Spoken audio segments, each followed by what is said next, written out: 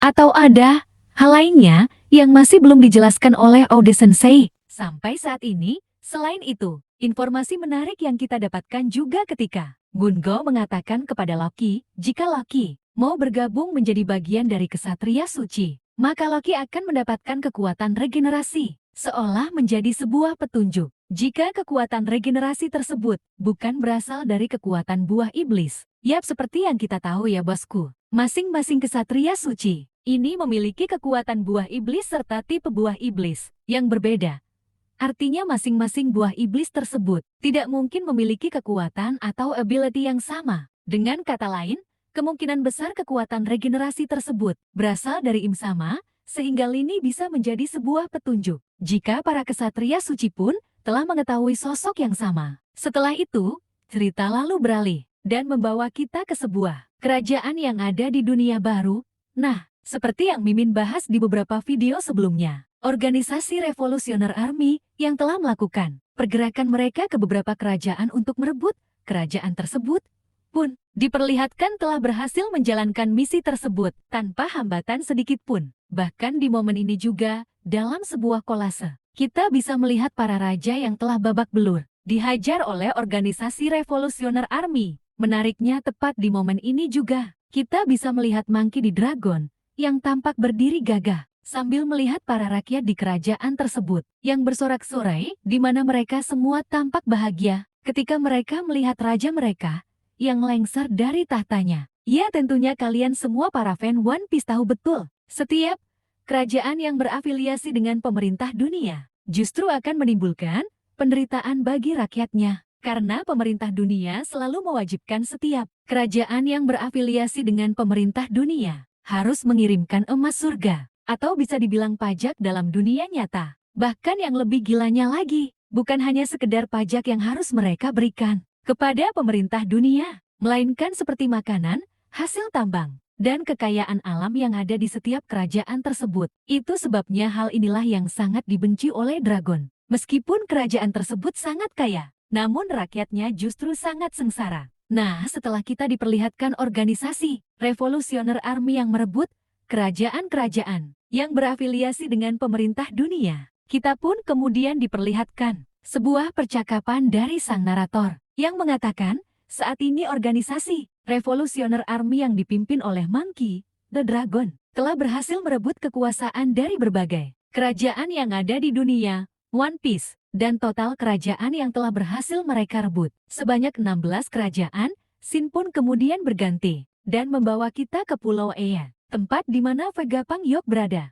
Nah, di momen ini kita bisa melihat Vegapunk Yop yang sangat senang sekali ketika dirinya melihat ada sebuah kapal dari pemerintah dunia yang datang untuk menjemputnya. Yap, seperti yang kita tahu ya bosku, para Gorosei memang telah memerintahkan 4 kesatria suci untuk mengawal Vegapunk Yop ke tanah suci Merijoa sambil membawa energi Master Frame. Namun lagi-lagi kita belum diperlihatkan secara jelas identitas dari keempat kesatria suci tersebut. Tetapi yang jelas di momen ini, Vegapunk Yop mengatakan, sepertinya pemerintah dunia benar-benar akan melakukan pembersihan massal. Sementara itu, di sisi lain, lebih tepatnya di tanah suci Merijoa, para Gorosei telah mendapatkan laporan jika keempat kesatria suci telah tiba di Pulau Wae. Namun tepat di momen ini juga, para guru Shek dibuat kesal ketika mereka mengetahui sebuah kabar jika organisasi Revolusioner Army telah merebut dan mengambil alih kerajaan-kerajaan yang berafiliasi dengan pemerintah dunia.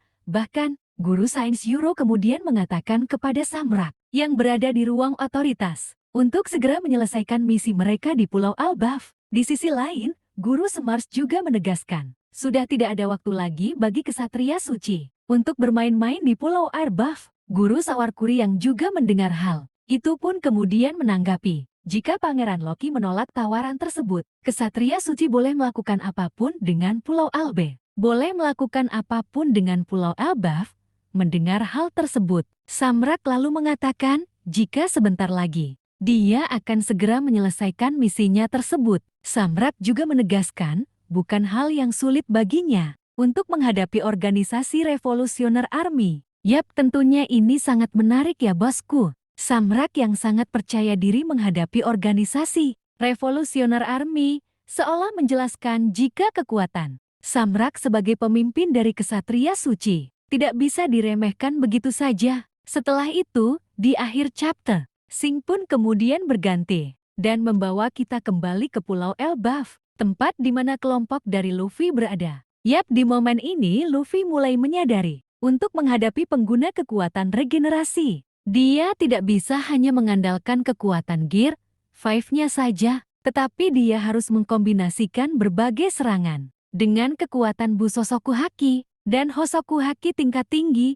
Yap, dan benar saja, dalam sebuah halaman ganda terakhir yang menjadi penutup untuk chapter ini, kita bisa melihat evolusi dari kekuatan Nika yang dimiliki oleh Luffy yang mengeluarkan api. Bahkan yang lebih gilanya lagi, sambil tertawa, Luffy lalu bersiap untuk menghajar Gunko, di mana kita juga bisa melihat pancaran aura Hosoku Haki yang sangat dahsyat, yang terlihat jelas saat Luffy akan melakukan serangan. Namun sayangnya, belum diketahui pasti bagaimana nasib dari Gunko. Tetapi menurut Mimin, kemungkinan besar, Gunko akan segera tumbang jika terkena serangan dari wujud evolusi Nika milik Luffy. Nah, itu tadi merupakan berbagai hal menarik yang akan terjadi pada manga One Piece chapter 1148. Jika kalian punya pendapat lain atau teori tentang pembahasan kali ini, silakan tuliskan pendapat kalian di kolom komentar ya bosku. Oke, sampai di sini dulu pembahasan kita kali ini, and see you next time.